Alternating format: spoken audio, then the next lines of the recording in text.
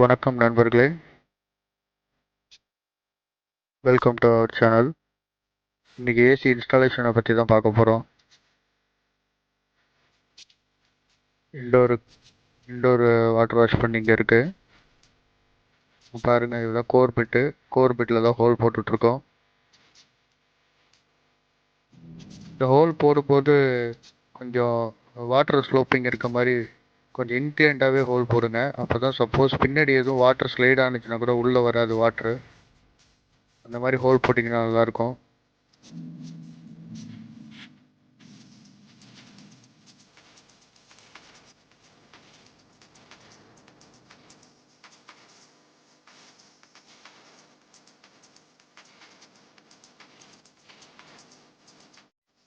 Door fix பண்ணியாச்சு.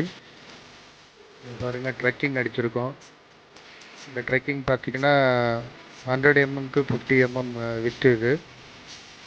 இதில் வந்து gas line, water line, wiring எல்லாமே எடுத்துகிட்டு போகிறதுக்கு இந்த சைஸ் கரெக்டாக இருக்கும்.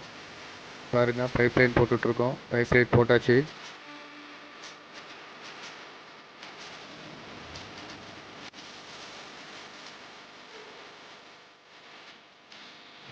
ஃப்ளாரிங் நெட்டு கனெக்ட் பண்ணலாம். டஃப்லான் அடித்து ஃப்ளார் நெட்டு கனெக்ட் பண்ணுங்கள். அப்போ தான் நல்லது. திருப்பி கழட்டுறதுக்கு ஈஸியாக இருக்கும். லீக் ஆகிறதுக்கும் சான்சஸ் ரொம்ப கம்மி.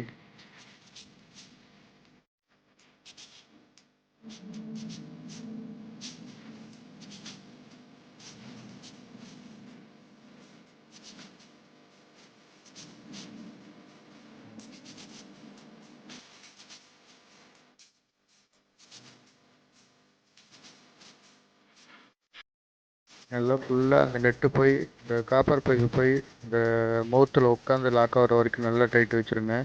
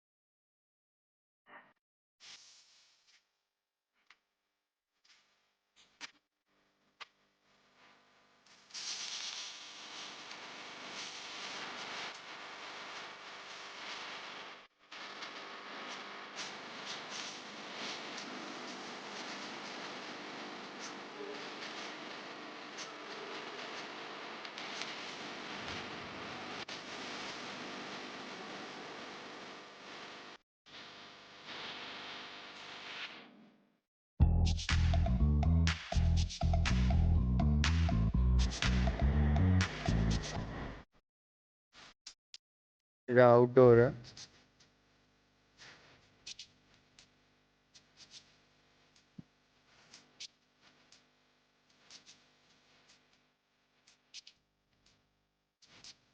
ஜென்ரல் 404 கேஸ் யூனிட் இது.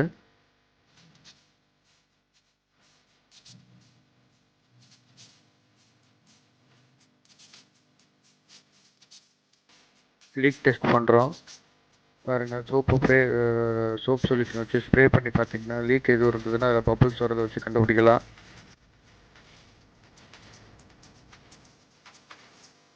லீக் எதுவும் இல்லை, பக்காவாக டைட்டில் இருக்குது. ஃபிட் பண்ணிக்கிட்டு அதுக்கு மேலே இன்சுலேஷன் பண்ணிங்கன்னா நல்லது.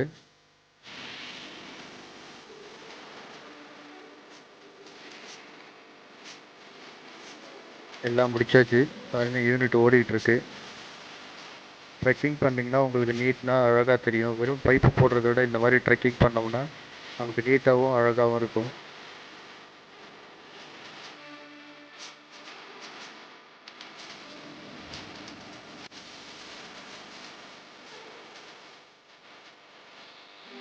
போட்ட ஹோலில் ஒயிட் சிமெண்ட் போட்டுருங்க. அப்போ தான் அணில் எலி எதுவும் உள்ளே போகாமல் இருக்கும். இல்லைன்னா உள்ளே போய் எல்லா இன்சுலேஷன் ஒயர் எல்லாத்தையும் கடிச்சிரும்.